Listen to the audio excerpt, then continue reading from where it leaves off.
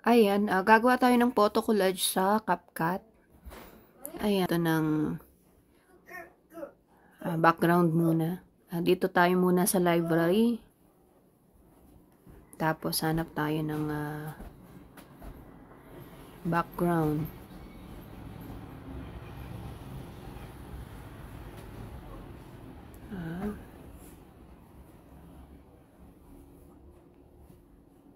Okay, try natin itong clouds.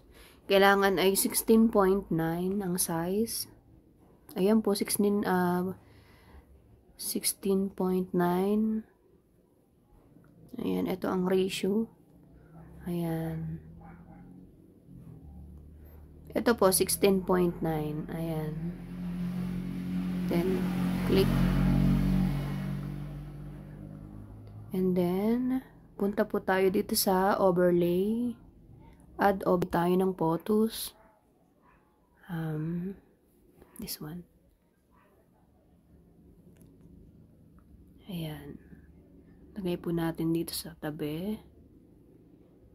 Palakihin natin. And then, add overlay ulit. Ayan. Para sa sinong gusto nating makahag. Ayan.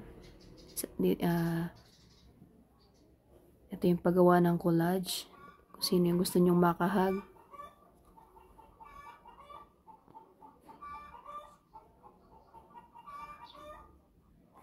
Ayan, okay na po yan.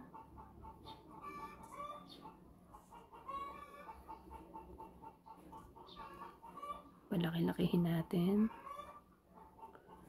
And then, pwede nyo naman po itong i-screenshot. Ayan, try ko i-screenshot. Tapos, punta tayo sa gallery. Ayan.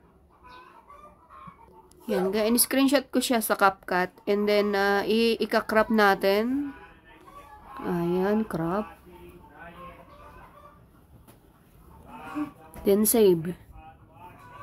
Increase resolution. Ayan, meron na po tayong photos na 16.9 na pwede nating i-apply sa Pixverse sa pag-i-edit. Ayan. Ganyan po ang 16.9. Kapag ibang size, hindi itatanggapin.